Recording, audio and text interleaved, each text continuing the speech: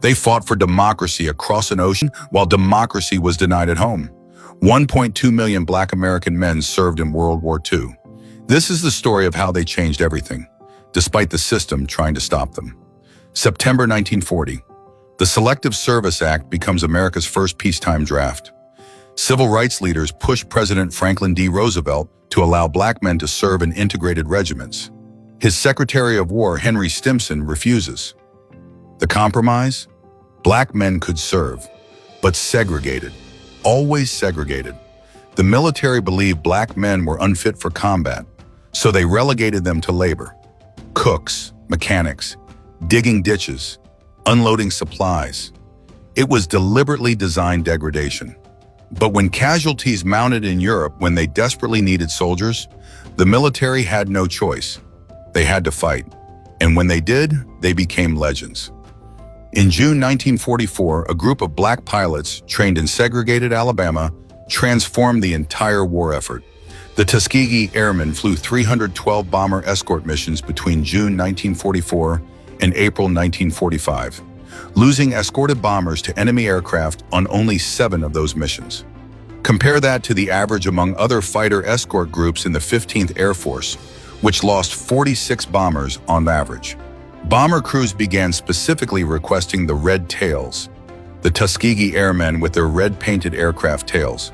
They shot down 112 German aircraft in the air and destroyed 150 more on the ground, earning 3 German Me-262 jet aircraft kills, an extraordinary feat for any fighter group.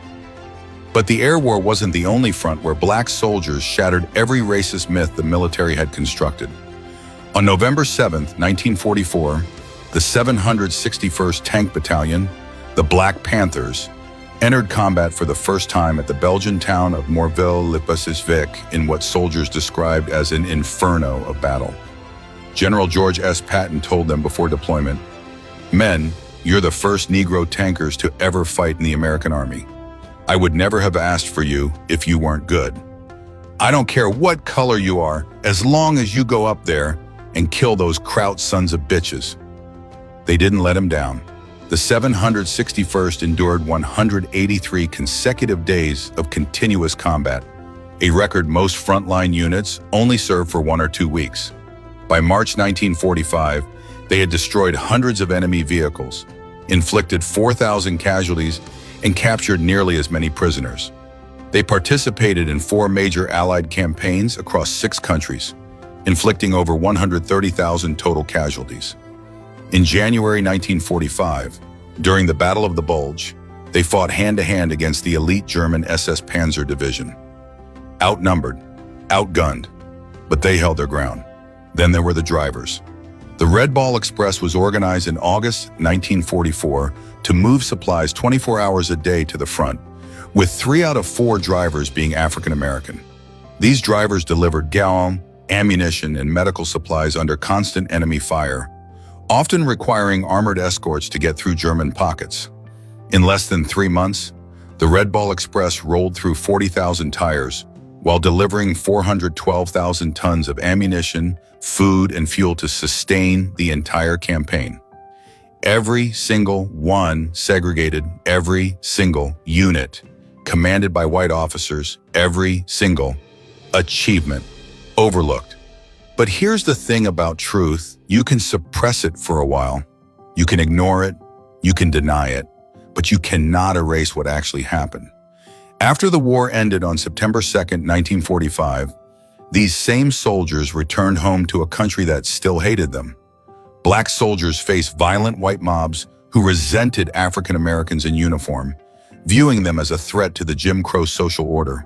They were denied the benefits they'd earned: the housing loans, the education grants, the basic respect due to those who'd shed blood for their nation.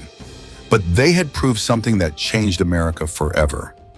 A Black pilot could outfly a white pilot. A Black tanker could outfight a white tanker. A Black soldier could sacrifice just as much as anyone else. In July 1948, President Harry Truman signed Executive Order 9981, desegregating the U.S. Armed Forces, a direct consequence of the undeniable combat record of Black servicemen in World War II. These men didn't go to war expecting gratitude. They went because their country needed them. They went because they believed that fighting tyranny abroad might earn them humanity at home. They went knowing they'd be treated as second-class soldiers in a second-class army, and they became first-class warriors anyway. That's not just military history. That's the blueprint for how change happens in America. Black people fighting twice as hard, proving twice as much, and demanding what they've already earned. If this story moved you, if you're sitting there realizing how much of this your history class left out, comment below.